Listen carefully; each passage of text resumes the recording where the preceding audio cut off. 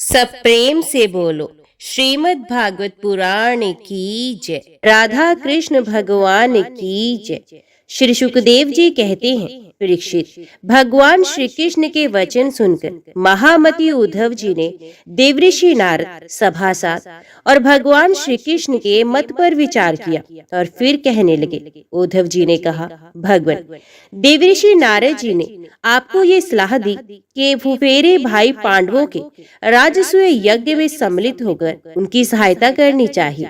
उसका ये कथन ठीक ही है और साथ ही ये भी ठीक है कि शरणागतों की रक्षा अवश्य कर्तव्य है। प्रभु, केवल जरासंध को जीत लेने से ही हमारा उद्देश्य सफल हो जाएगा। साथ ही उससे बंधी राजाओं को मुक्ति और उसके कारण आपको सुयश की भी प्राप्ति हो जाएगी। राजा जरासंध बड़े बड़े लोगों के भी दांत खट्टे कर देता है, क्योंकि 10,000 हाथियों का बल उसे प्राप्त है। उसे यदि हरा सकते हैं तो केवल भीमसेन, क्योंकि वे भी वैसे ही बली हैं। उसे आमने सामने के युद्ध में एक वीर जीत ले, यही सबसे अच्छा है। 100 अक्षौहिणी सेना लेकर जब वे युद्ध के लिए खड़ा होगा, उस समय उसे जीतना आसान नहीं होगा।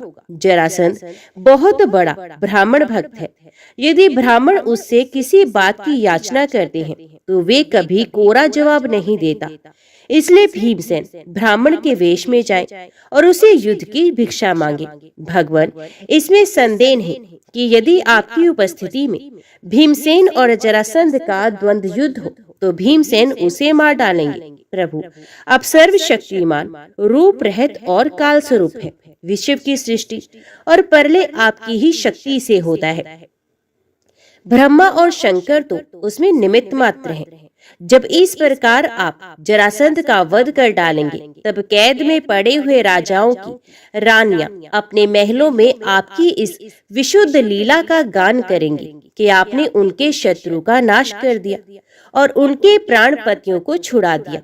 ठीक वैसे ही जैसे गोपियां शंखचूड़ से छुड़ाने की लीला का आपके शरणागत मुनिगण गजेंद्र और जानकी जी के उद्धार की लीला का तथा हम लोग आपके माता पिता को कंस के कारागार से छुड़ाने की लीला का गान करते हैं।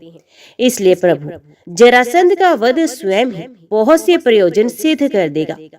बंदी नरपतियों के पुण्य परिणाम से अथवा जरासंध के पाप परिणाम से सच्चिदानंद श्री कृष्ण आप भी तो इस समय राजसूय यज्ञ का होना ही पसंद करते हैं। इसलिए आप वही पधारिए। परीक्षित, उद्धव जी की ये सलाह सुनकर सब प्रकार से हितकर और निर्दोष थी। देवऋषि नारद, यदुवंश के बड़े बूढ़े और स्वयं भगवान श्री कृष्ण ने भी उनकी बात का समर्थन किया। अब अंतर्यामी भगवान श्री कृष्ण ने वसुदेव आदि गुरुजनों से अनुमति लेकर दारुक, जेत्र आदि सेवकों को इंद्रप्रस्थ जाने की तैयारी करने के लिए आज्ञा दी। इसके बाद भगवान श्री कृष्ण ने यदुराज उग्रसेन और बलराम जी से आज्ञा लेकर बाल बच्चों के साथ रानियों और उनके सब सामानों को आगे चला दिया और फिर दारू के लाए हुए गरुड़ ध्वज रथ पर स्वयं सवार हुए। इसके बाद रथों, हाथियों, घुड़सवारों और पैदलों की बड़ी भारी सेना के साथ उन्होंने प्रस्थान किया। उसे मृदंग, नगारे, ढोल, शंख और नरसिंगों की ऊंची ध्वनि से 10 दिशाएं गूंज उठी। सती शिरोमणि रुक्मणी जी आदि सहस्रों श्री कृष्ण की पत्नियां अपनी संतानों के साथ सुंदर सुंदर वस्त्र, आभूषण, चंदन, अंगराग और पुष्पों के हार आदि से सज धज कर डोलियों, रथों और सोने की बनी हुई पालकियों में चढ़कर अपने पति देव भगवान श्री कृष्ण के पीछे पीछे चली। पैदल सिपाही हाथों में ढाल तलवार लेकर उनकी रक्षा करते हुए चल रहे थे। इसी प्रकार अनुचरों की स्त्रियां और वीरांगनाएं भली भांति श्रृंगार करके खस आदि की झोपड़ियों, भांति भांति के तंबुओं, कनातों, कंबलों और ओढ़ने बिछाने आदि की सामग्रियों को बैलों, भैंसों, गधों और खच्चरों पर लादकर तथा पालकी, ऊंट, छकड़ों और हथनियों पर सवार होकर चली। जैसे मगरमच्छों और लहरों की उछल कूद से शुद्ध समुद्र की शोभा होती है, ठीक वैसे ही अत्यंत कोलाहल से परिपूर्ण फहराती हुई बड़ी बड़ी पताकाओं, छत्रों, चवरों, श्रेष्ठ अस्त्र शस्त्रों, वस्त्र भूणों, मुकुटों, कवचों और दिन के समय उन पर पड़ती हुई सूर्य की किरणों से भगवान श्री कृष्ण की सेना अत्यंत शोभायमान हुई। देवऋषि नारद जी भगवान श्री कृष्ण से सम्मानित होकर और उनके निश्चय को सुनकर प्रसन्न हुए। भगवान के दर्शन से उनका हृदय और समस्त इंद्रियां परम आनंद में मगन हो गई। विदा होने के समय भगवान श्री कृष्ण ने उनका नाना प्रकार की सामग्रियों से पूजन किया। अब देवऋषि नारद ने उन्हें मन ही मन प्रणाम किया और उनकी दिव्य मूर्ति को हृदय में धारण करके आकाश मार्ग से प्रस्थान किया। इसके बाद भगवान श्री कृष्ण ने जरासंध के बंदी नरपतियों के दूत को अपनी मधुर वाणी से आश्वासन देते हुए कहा, दूत, तुम अपने राजाओं से जाकर कहना, डरो मत, तुम लोगों का कल्याण हो, मैं जरासंध को मरवा डालूंगा।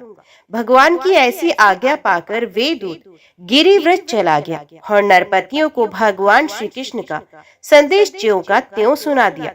वे राजा भी कारागार से छूटने के लिए शीघ्र से शीघ्र भगवान के शुभ दर्शन की बाट जोहने लगे।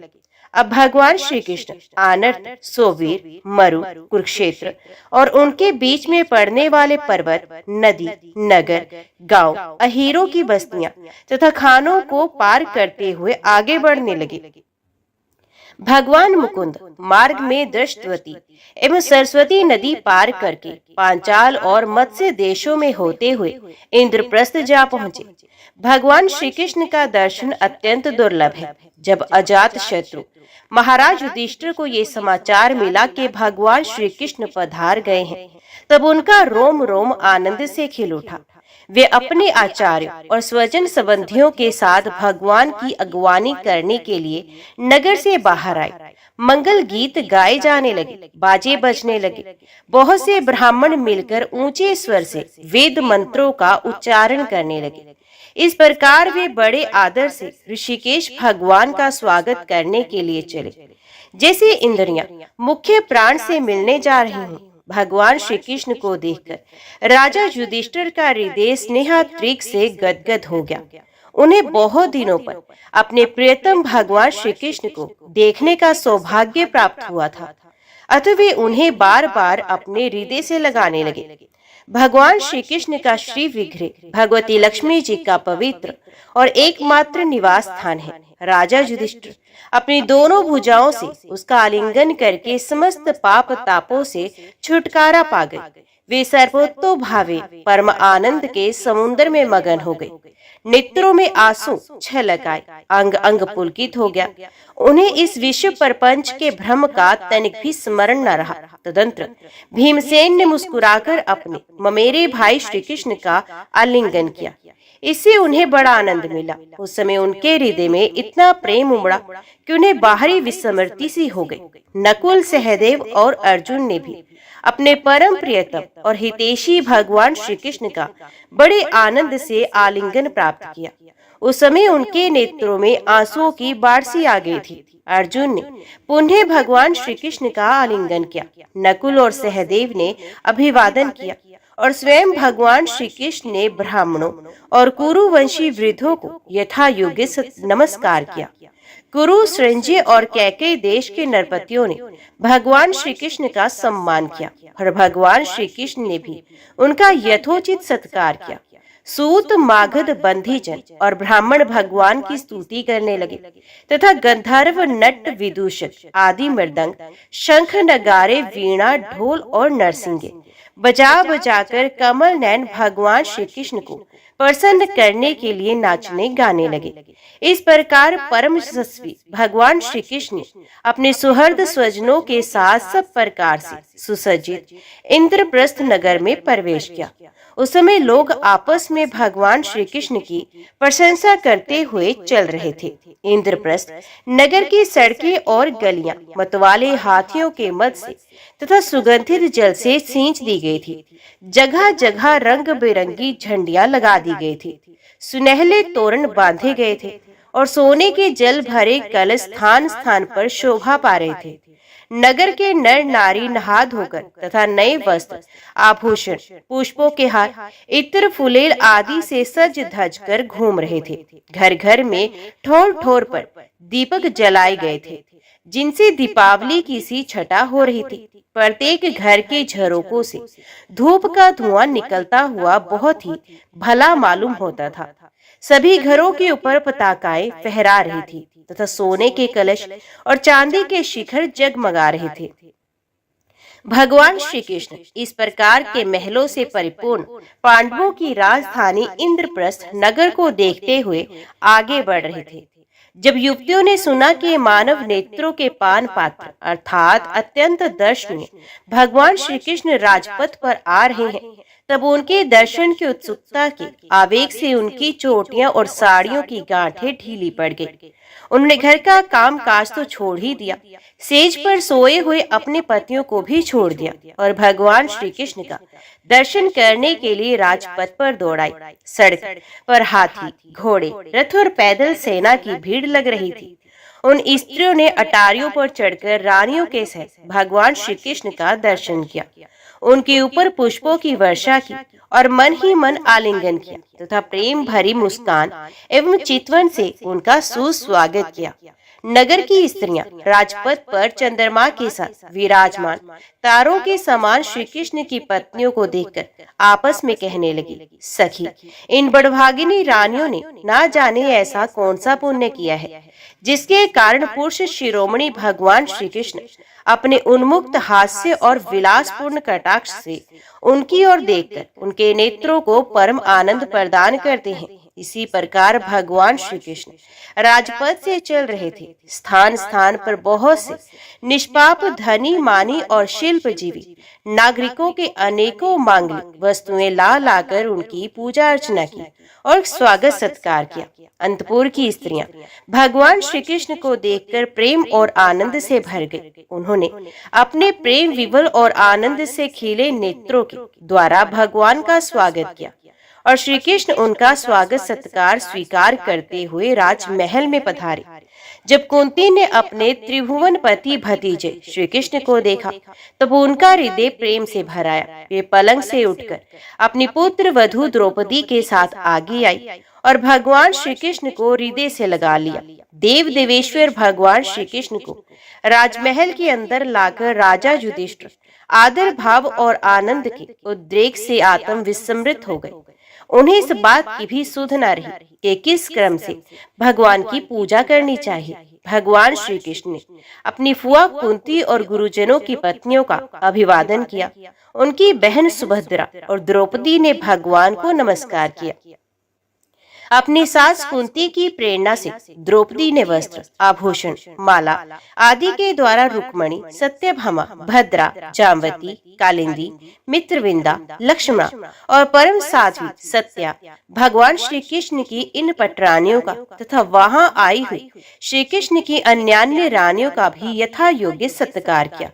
धर्मराज युधिष्ठिर ने भगवान श्री कृष्ण को उनकी सेना, सेवक, मंत्री और पत्नियों के साथ ऐसे स्थान में ठहराया जहां उन्हें नित्य नई नई सुख की सामग्रियां प्राप्त हो। अर्जुन के साथ रहकर भगवान श्री कृष्ण ने खांडव वन का दाह करवाकर अग्नि को तृप्त किया था और मयासुर को उससे बचाया था। परीक्षित उस मयासुर ने ही धर्मराज युधिष्ठिर के लिए भगवान की आज्ञा से एक दिव्य सभा तैयार की। भगवान श्री कृष्ण राजा युधिष्ठिर को आनंदित करने के लिए कई महीनों तक इंद्रप्रस्थ में रहे। वे समय समय पर अर्जुन के साथ रथ पर सवार होकर विहार करने के लिए इधर उधर चले जाया करते थे। उस समय बड़े बड़े वीर सैनिक भी उनकी सेवा के लिए साथ साथ जाते थे। एक दिन महाराज युधिष्ठिर बहुत से मुनियों, ब्राह्मणों, क्षत्रियों, वैश्यों, भीमसेन आदि भाइयों, आचार्यों, कुल के बड़े बूढ़ों, जाति बंधुओं, संबंधियों एवं कुटुंबियों के साथ राजसभा में बैठे हुए थे।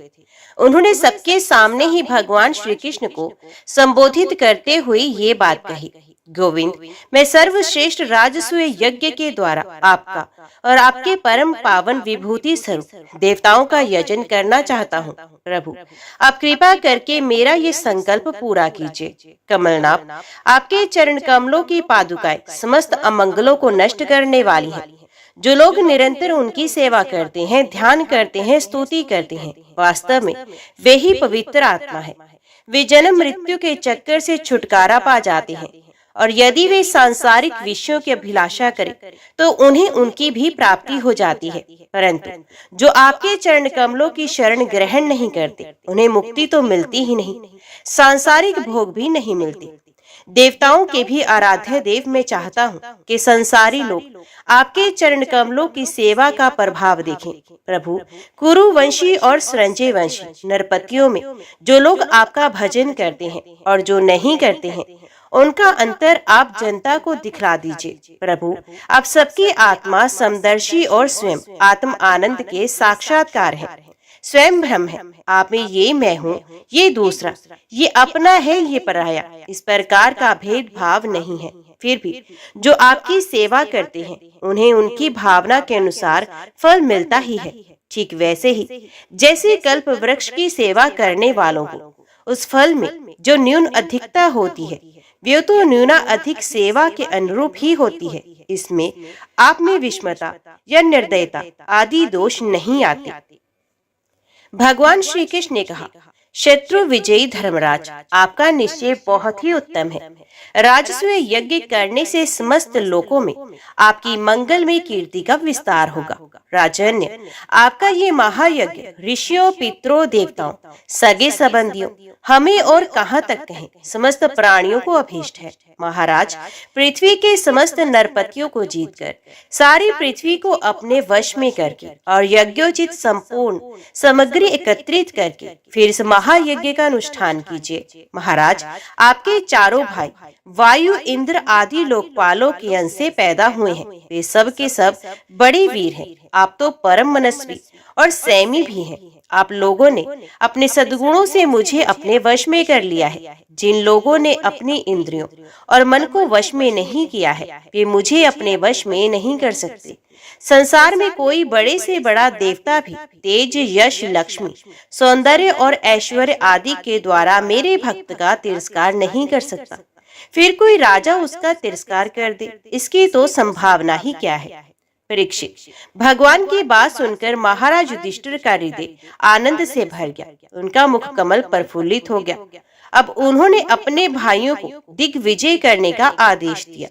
भगवान श्री कृष्ण ने पांडवों में अपनी शक्ति का संचार करके उनको अत्यंत प्रभावशाली बना दिया था। धर्मराज युधिष्ठिर ने संजय वंशी वीरों के साथ सहदेव को दक्षिण दिशा में दिग्विजय करने के लिए भेजा। नकुल को मत्स्य देशीय वीरों के साथ पश्चिम में, अर्जुन को कैकेयी देशीय वीरों के साथ उत्तर में और भीमसेन को मद्र देशीय वीरों के साथ पूर्व दिशा में दिग्विजय करने का आदेश दिया। उन भीमसेन आदि वीरों ने अपने बल पौरुष से सब ओर के नरपतियों को जीत लिया और यज्ञ करने के लिए उद्यत महाराज युधिष्ठिर को बहुत सा धन ला कर दिया। जब महाराज युधिष्ठिर ने ये सुना कि अब तक जरासंध पर विजय नहीं प्राप्त की जा सकी, तब वे चिंता में पड़ गए। उस समय भगवान श्री कृष्ण ने उन्हें वही उपाय कह सुनाया जो उद्धव जी ने बताया था। इसके बाद भीमसेन, अर्जुन और भगवान श्री कृष्ण ये तीनों ही ब्राह्मण का वेश धारण कर गिरिव्रज गए। वही जरासंध की राजधानी थी। राजा जरासंध ब्राह्मणों का भक्त और गृहसोचित धर्मों का पालन करने वाला था। उपर्युक्त तीनों क्षत्रिय ब्राह्मण का वेश धारण करके अतिथि अभ्यागतों के सत्कार के समय जरासंध के पास गए और उससे इस प्रकार याचना की, राजन, आपका कल्याण हो।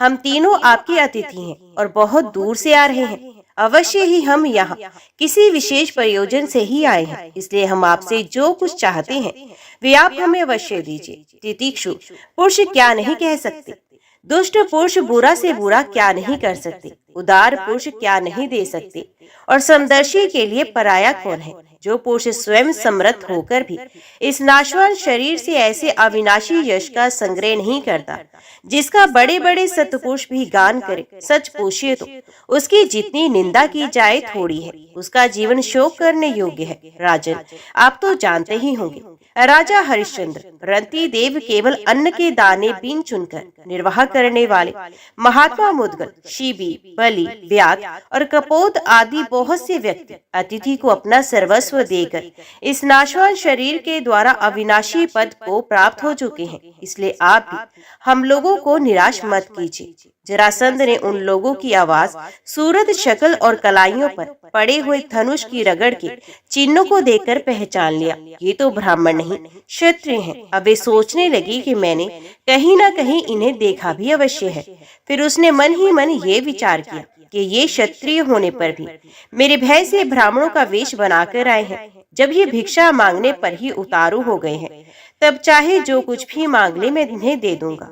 याचना करने पर अपना अत्यंत प्यारा और दुस्सज्ज शरीर देने में भी मुझे हिचकिचाहट नहीं होगी। विष्णु भगवान ने ब्राह्मण का वेश धारण करके बलि का धन ऐश्वर्य सब कुछ छीन लिया। फिर भी बलि की पवित्र कीर्ति सब और फैली हुई है और आज भी लोग बड़े आदर से उसका गान करते हैं। इसमें संदेह नहीं कि विष्णु भगवान ने देवराज इंद्र की राज्य लक्ष्मी बलि से छीनकर उन्हें लौटाने के लिए ब्राह्मण रूप धारण किया था। दैत्यराज बलि को ये बात मालूम हो गई थी और शुक्राचार्य ने उन्हें रोका भी, परंतु उन्होंने पृथ्वी दान कर ही दी। मेरा तो ये पक्का निश्चय है कि ये शरीर नाशवान है। इस शरीर से जो विपुल यश नहीं कमाता और जो क्षत्रिय ब्राह्मण के लिए ही जीवन नहीं धारण करता, उसका जीना व्यर्थ है। सचमुच जरासंध की बुद्धि बड़ी उदार थी। उपयुक्त विचार करके उसने ब्राह्मण वेश धारी।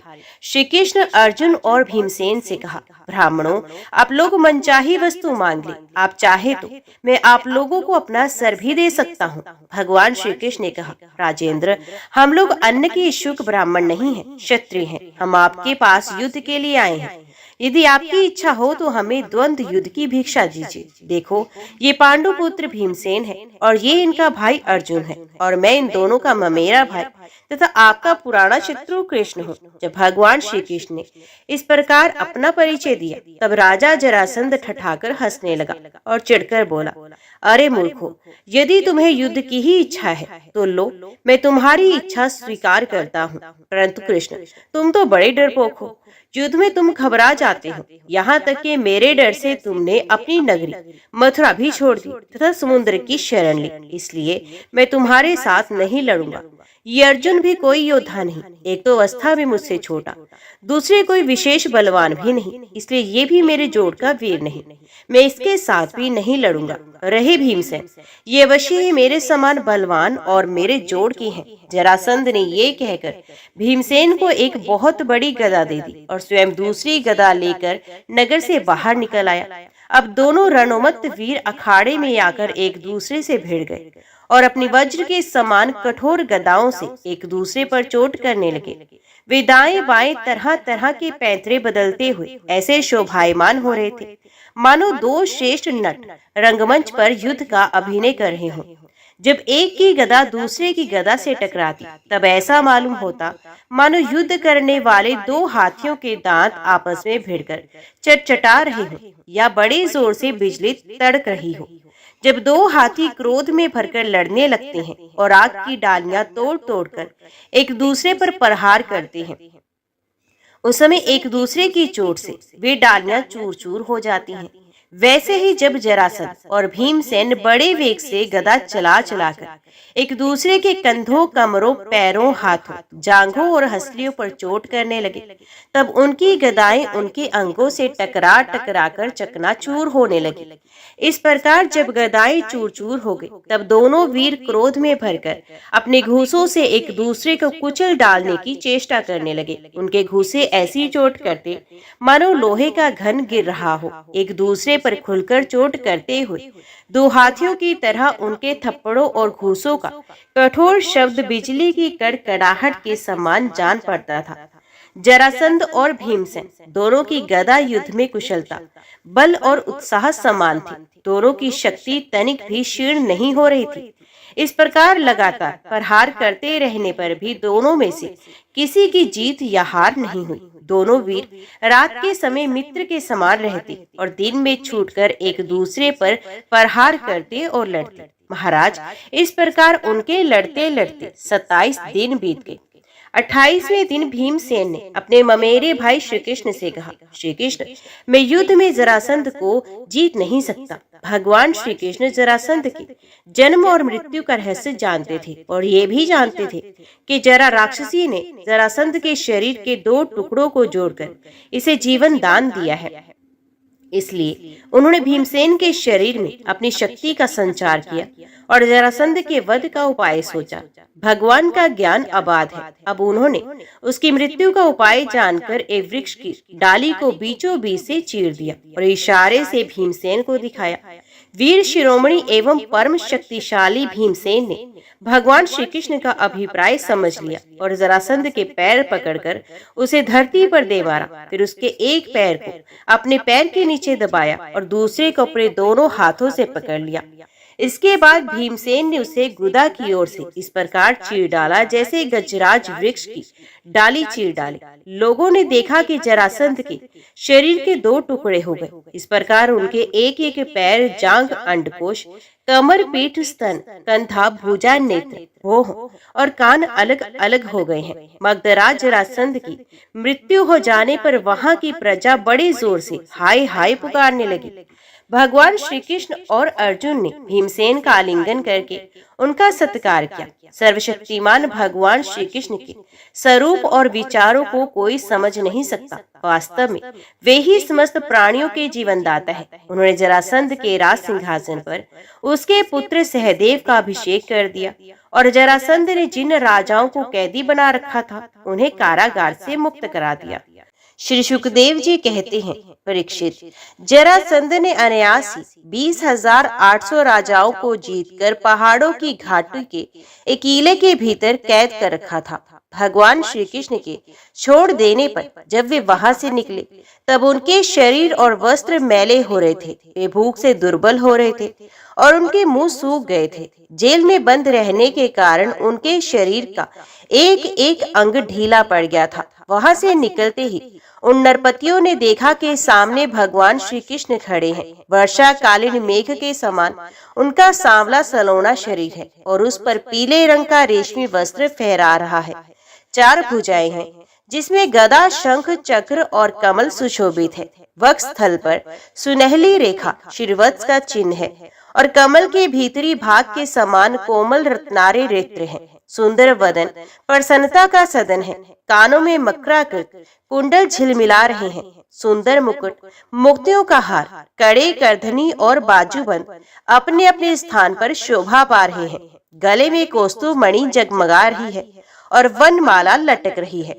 भगवान श्री कृष्ण को देखकर उन राजाओं की ऐसी स्थिति हो गई मानो वे नेत्रों से उन्हें पी रहे हैं, जीभ से चाट रहे हैं, नासिका से सूंघ रहे हैं और बाहुओं से आलिंगन कर रहे हैं। उनके सारे पाप को भगवान के दर्शन से ही धुल चुके थे। उन्होंने भगवान श्री कृष्ण के चरणों पर अपना सर रखकर प्रणाम किया। भगवान श्री कृष्ण के दर्शन से उन राजाओं को इतना अधिक आनंद हुआ कि कैद में रहने का कलेश बिल्कुल जाता रहा। वे हाथ जोड़कर विनम्र वाणी से भगवान श्री कृष्ण की स्तुति करने लगे। राजाओं ने कहा, शरणागतों के सारे दुख और भय हर लेने वाले देवेश्वर, सच्चिदानंद स्वरूप, अविनाशी श्री कृष्ण, हम आपको नमस्कार करते हैं। आपने जरासंध के कारागार से तो हमें छुड़ा ही दिया, अब इस जन्म मृत्यु रूप घोर संसार चक्र से भी छुड़ा दीजिए, क्योंकि हम संसार में दुख का कटु अनुभव करके उसे ऊब गए हैं और आपकी शरण में आए हैं। प्रभु, अब आप हमारी रक्षा कीजिए। मधुसूदन, हमारे स्वामी, हम मगधराज जरासंध का कोई दोष नहीं देखते। भगवान, ये तो आपका बहुत बड़ा अनुग्रह है कि हम राजा कहलाने वाले लोग राज्य लक्ष्मी से च्युत कर दिए गए, क्योंकि जो राजा अपने राज्य ऐश्वर्य के मद से उन्मत्त हो जाता है उसको सच्चे सुख की, कल्याण की प्राप्ति कभी नहीं हो सकती। वे आपकी माया से मोहित होकर अनित्य संपत्तियों को ही अचल मान बैठता है। जैसे मूर्ख लोग मृग तृष्णा के जल को ही जलाशय मान लेते हैं, वैसे ही इंद्रिय लोलुप और अज्ञानी पुरुष भी इस परिवर्तनशील माया को सत्य वस्तु मान लेते हैं। भगवान, पहले हम लोग धन संपत्ति के नशे में चूर होकर अंधे हो रहे थे। इस पृथ्वी को जीत लेने के लिए एक दूसरे की होड़ करते थे और अपनी ही प्रजा का नाश करते रहते थे। सचमुच हमारा जीवन अत्यंत क्रूरता से भरा है और हम लोग इतने अधिक मतवाले हो रहे थे कि आप मृत्यु रूप से हमारे सामने खड़े हैं, इस बात की भी हम तनिक भी परवाह नहीं करते थे।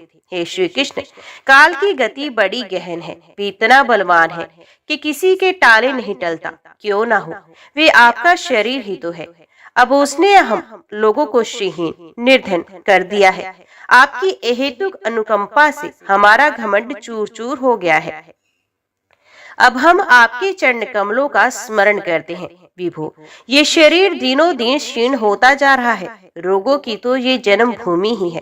अब हमें इस शरीर में भोगे जाने वाले राज्य की अभिलाषा नहीं, क्योंकि हम समझ गए हैं कि वे मृग तृष्णा के जल के समान सर्वथा मिथ्या है। यही नहीं, हमें कर्म के फल स्वर्ग आदि लोगों को भी जो मरने के बाद मिलते हैं इच्छा नहीं है, क्योंकि हम जानते हैं कि विस्तार ये निस्सार है, केवल सुनने में ही आकर्षक जान पड़ते हैं।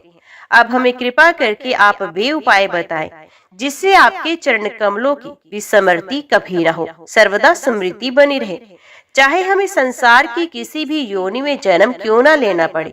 प्रणाम करने वालों के कलेश का नाश करने वाले श्री कृष्ण वासुदेव हरि परमात्मा एवं गोविंद के प्रति हमारा बार बार नमस्कार हो।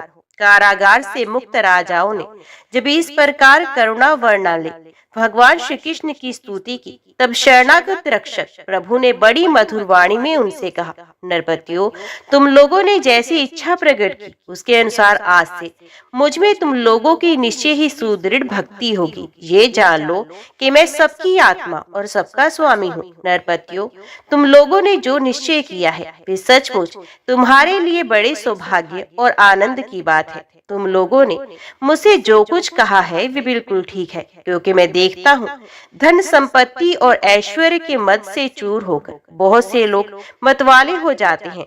है नहुष, वेन, रावण, नरकासुर आदि अनेकों देवता, दैत्य और नरपति श्रीमत के कारण अपने स्थान से पद से च्युत हो गए हैं।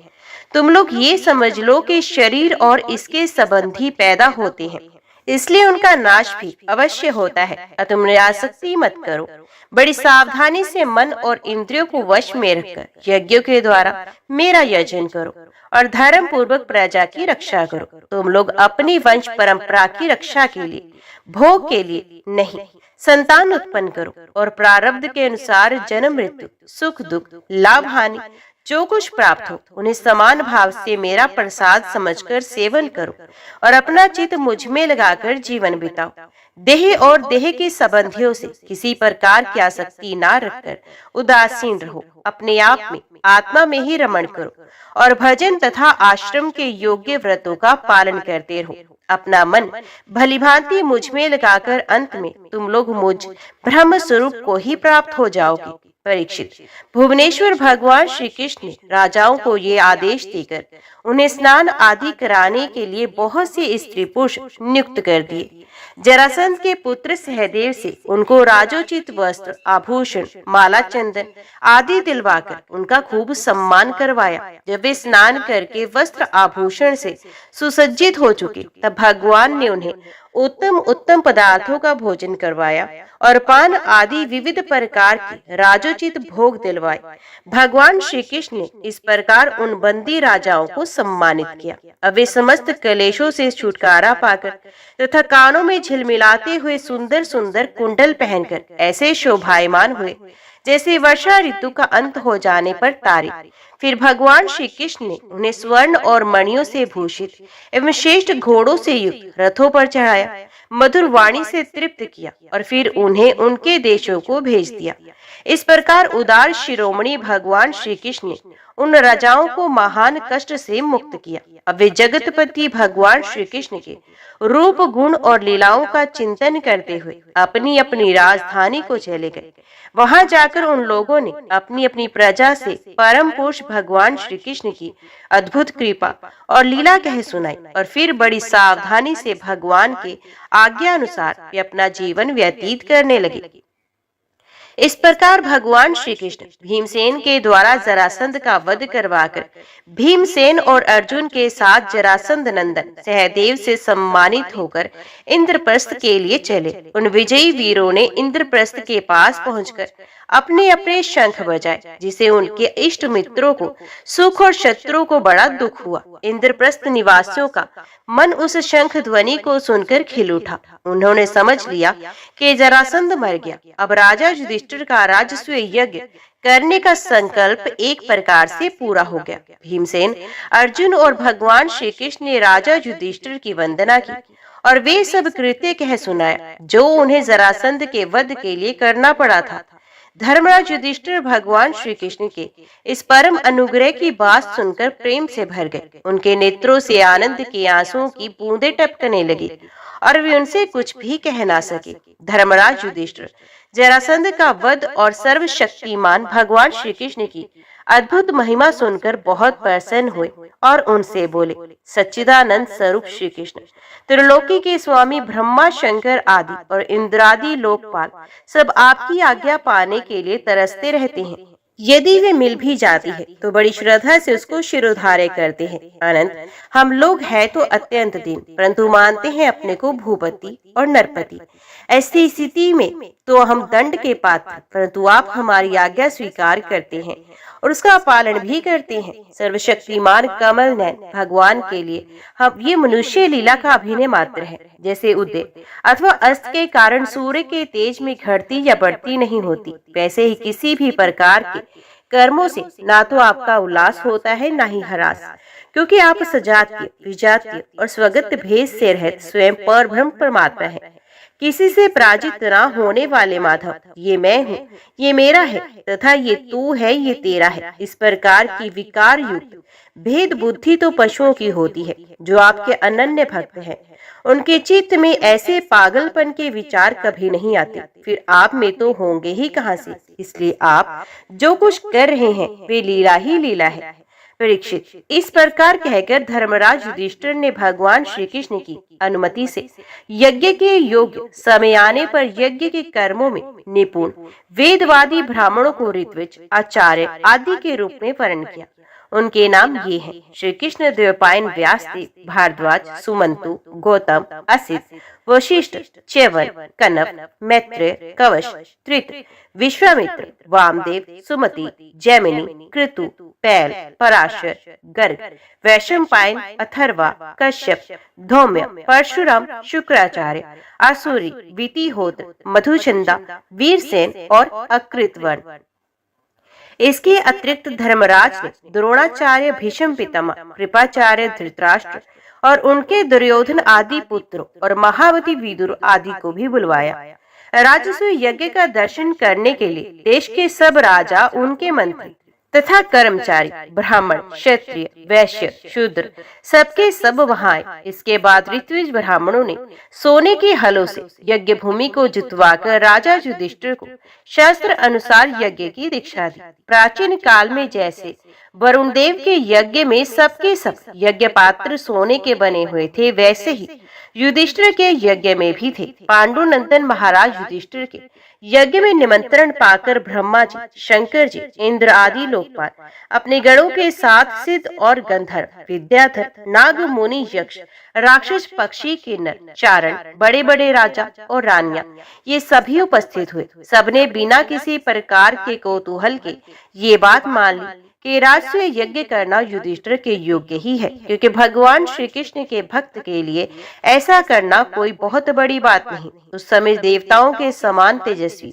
याजकों ने धर्मराज युधिष्ठिर से विधि पूर्वक राजस्व यज्ञ करवाया, ठीक वैसे ही जैसे पूर्व काल में देवताओं ने वरुण से करवाया था। सोमलता से रस निकालने के दिन महाराज युधिष्ठिर ने अपने परम भाग्यवान याजकों और यज्ञ कर्म की भूल चूक का निरीक्षण करने वाले सदस्य पतियों का बड़ी सावधानी से विधि पूर्वक पूजन किया। अब सभासद लोग इस विषय पर विचार करने लगे कि सदस्यों में सबसे पहले किसकी पूजा, अग्र पूजा होनी चाहिए। जितनी मति उतने मत, इसलिए सर्वसम्मति से कोई निर्णय ना हो सका। ऐसी स्थिति में सहदेव ने कहा, यदुवंश शिरोमणि भक्त वत्सल भगवान श्री कृष्ण ही सदस्यों में सर्वश्रेष्ठ और अग्र पूजा के पात्र है, क्योंकि यही समस्त देवताओं के रूप में है और देश काल धन आदि जितनी भी वस्तुएं हैं उन सबके रूप में भी यही है। ये सारा विश्व श्री कृष्ण का ही रूप है। समस्त यज्ञ भी श्री कृष्ण स्वरूप है। भगवान श्री कृष्ण ही अग्नि आहुति और मंत्रों के रूप में है। ज्ञान मार्ग और कर्म मार्ग ये दोनों भी श्री कृष्ण की प्राप्ति के ही हेतु हैं। सभासदों, मैं कहाँ तक वर्णन करूं? भगवान श्री कृष्ण वे एक रस अद्वितीय ब्रह्म है, जिसमें सजातीय, विजातीय और स्वगत भेद नाम मात्र का भी नहीं है। ये संपूर्ण जगत उन्हीं का स्वरूप है। वे अपने आप में ही स्थित, जन्म और अस्तित्व, वृद्धि आदि 6 भाव विकारों से रहित है। वे अपने आत्म स्वरूप संकल्प से ही जगत सृष्टि, पालन और संहार करते हैं। सारा जगत श्री कृष्ण के ही अनुग्रह से अनेकों प्रकार के कर्म का अनुष्ठान करता हुआ धर्म, अर्थ, काम और मोक्ष रूप पुरुषार्थों का संपादन करता है। इसलिए सबसे महान भगवान श्री कृष्ण की ही अग्र पूजा होनी चाहिए। इनकी पूजा करने से समस्त प्राणियों की तथा अपनी ही पूजा हो जाती है। जो अपने दान धर्म को अनंत भाव से युक्त करना चाहता हो, उसे चाहिए कि समस्त प्राणियों और पदार्थों के अंतरात्मा भेदभाव रहित परम शांत और परिपूर्ण भगवान श्री कृष्ण को ही दान करे। सहदेव भगवान की महिमा और उनके प्रभाव को जानते थे। इतना कहकर वे चुप हो गए। उस समय धर्मराज युधिष्ठिर की यज्ञ सभा में जितने सत्पुरुष उपस्थित थे, सबने एक स्वर से बहुत ठीक कहकर सहदेव की बात का समर्थन किया। धर्मराज युधिष्ठिर ने ब्राह्मणों की ये आज्ञा सुनकर तथा सभासदों का अभिप्राय जानकर बड़े आनंद से, प्रेमाद्रेक से विवल होकर भगवान श्री कृष्ण की पूजा की। अपनी पत्नी, भाई, मंत्री और कुटुंबियों के साथ धर्मराज युधिष्ठिर ने बड़े प्रेम और आनंद से भगवान के पांव पखारे तथा उनके चरण कमलों का लोक पावन जल अपने सर पर धारण किया। उन्होंने भगवान को पीले पीले रेशमी वस्त्र और बहुमूल्य आभूषण समर्पित किया। उस समय उनके नेत्र प्रेम और आनंद के आंसुओं से इस प्रकार भर गए कि वे भगवान को भली भांति देख भी नहीं सकते थे। यज्ञ सभा में उपस्थित सभी लोग भगवान श्री कृष्ण को इस प्रकार पूजित सत्कृत देखकर हाथ जोड़ते हुए नमो नमः, जय जय इस प्रकार के नारे लगाकर उन्हें नमस्कार करने लगे। उस समय आकाश से स्वयं ही पुष्पों की वर्षा होने लगी। अपने आसन पर बैठा हुआ शिशुपाल ये सब देख सुन रहा था। भगवान श्री कृष्ण के गुण सुनकर उसे क्रोध हो आया और वे उठकर खड़ा हो गया। वे भरी सभा में हाथ उठाकर बड़ी असहिष्णुता किंतु निर्भयता के साथ भगवान को सुना सुनाकर अत्यंत कठोर बातें कहने लगा। सभासदों, श्रुतियों का ये कहना सर्वथा सत्य है कि काल ही ईश्वर है। लाख चेष्टा करने पर भी वे अपना काम करा ही लेता है। इसका प्रत्यक्ष प्रमाण हमने देख लिया। यहाँ बच्चों और मूर्खों की बात से बड़े बड़े वयोवृद्ध और ज्ञान वृद्धों की बुद्धि भी चकरा गई है। पर मैं मानता हूँ कि आप लोग अग्र पूजा के योग्य पात्र का निर्णय करने में सर्वथा समर्थ हैं। इसलिए सदस्य पतियों, आप लोग बालक सहदेव की ये बात ठीक न माने कि कृष्ण ही अग्र पूजा के योग्य है। यहाँ बड़े बड़े तपस्वी, विद्वान, व्रतधारी, ज्ञान के द्वारा अपने समस्त पाप तापों को शांत करने वाले परम ज्ञानी, परम ऋषि, ब्रह्मनिष्ठ आदि उपस्थित हैं, जिनकी पूजा बड़े बड़े लोकपाल भी करते हैं। यज्ञ की भूल चूक बतलाने वाले उन सदस्य पतियों को छोड़कर ये कुल कलंक ग्वाला भला अग्र पूजा का अधिकारी कैसे हो सकता है? क्या कोआ कभी यज्ञ का पुरोडाश का अधिकारी हो सकता है? न इसका कोई वर्ण है, न आश्रम, कुल ही इसका ऊंचा नहीं है। सारे धर्मों से ये बाहर है। वेद और लोक मर्यादाओं का उल्लंघन करके मनमाना आचरण करता है। इसमें कोई गुण भी नहीं। ऐसी स्थिति में ये अग्र पूजा का पात्र कैसे हो सकता है? आप लोग जानते हैं कि राजा याति ने इसके वंश को शाप दे रखा है। इसलिए सत्पुरुषों ने इस वंश का ही बहिष्कार कर दिया है। ये सर्वथा व्यर्थ मधुपान में आसक्त रहते हैं। फिर ये अग्र पूजा के योग्य कैसे हो सकते हैं? इन सब ने ब्रह्म ऋषियों के द्वारा सेवित मथुरा आदि देशों का परित्याग कर दिया। वेद चर्चा रहित समुद्र में किला बनाकर रहने लगे। वहां से जब ये बाहर निकलते हैं तो डाकुओं की तरह सारी प्रजा को सताते हैं। सच पूछो तो शिशुपाल का सारा शुभ नष्ट हो चुका था। इसी से उसने और भी बहुत सी कड़ी कड़ी बातें भगवान श्री कृष्ण को सुनाई, परंतु जैसे सिंह कभी सियार की हुआ हुआ पर ध्यान नहीं देता, वैसे ही भगवान श्री कृष्ण चुप रहे। उन्होंने उसकी बातों का कुछ भी उत्तर ना दिया, परंतु सभासदों के लिए भगवान की निंदा सुनना असहनीय था। उसमें से कई अपने अपने कान बंद करके क्रोध से शिशुपाल को गाली देते हुए बाहर चले गए। जो भगवान की या भगवत परायण भक्तों की सुनकर वहां से हट नहीं जाता, वे शुभ कर्मों से च्युत हो जाता है और उसकी अधोगति होती है। अब शिशुपाल को मार डालने के लिए पांडव मत से कैकेयी और संजयवंशी नरपति क्रोधित होकर हाथों में हथियार लेकर उठकर खड़े हुए, परंतु शिशुपाल को इससे कोई घबराहट नहीं हुई। उसने बिना किसी प्रकार का आगा पीछा सोचे अपनी ढाल तलवार उठा ली और वे भरी सभा में श्री कृष्ण के पक्षपाती राजाओं को ललकारने लगा। उन लोगों को लड़ते झगड़ते देख भगवान श्री कृष्ण उठकर खड़े हुए। उन्होंने अपने पक्षपाती राजाओं को शांत किया और स्वयं क्रोध करके अपने ऊपर झपटते हुए शिशुपाल का सर छुरे के समान तीखी धार वाले चक्र से काट लिया। शिशुपाल के मारे जाने पर वहां बड़ा कोलाहल मच गया। उसके अनुयायी नरपति अपने अपने प्राण बचाने के लिए वहां से भाग खड़े हुए। जैसे आकाश से घिरा हुआ लूट धरती पर समा जाता है, वैसे ही सब प्राणियों के देखते देखते शिशुपाल के शरीर से एक ज्योति निकलकर भगवान श्री कृष्ण में समा गई। परीक्षित, शिशुपाल के अंतकरण में लगातार 3 जन्म से वैर भाव की अभिवृद्धि हो रही थी। इस प्रकार वैर भाव से ही सही ध्यान करते करते वे तन्मय हो गया, पार्षद हो गया। सच है, मृत्यु के बाद होने वाली गति में भाव ही कारण है। शिशुपाल की सदगति होने के बाद चक्रवर्ती धर्मराज युधिष्ठिर ने सदस्यों और ऋत्विजों को पुष्कल दक्षिणा दी और तथा सबका सत्कार करके विधि पूर्वक यज्ञांत स्नान, अवभृत स्नान किया। इस प्रकार योगेश्वर भगवान श्री कृष्ण ने धर्मराज युधिष्ठिर का राजस्व यज्ञ पूर्ण किया और अपने सगे संबंधी और सुहृदों की प्रार्थना से कुछ महीनों तक वहीं रहे। इसके बाद राजा युधिष्ठिर की इच्छा न होने पर भी सर्वशक्तिमान भगवान श्री कृष्ण ने उनसे अनुमति ले ली और अपनी रानियों तथा मंत्रियों के साथ इंद्रप्रस्थ से द्वारकापुरी की यात्रा की।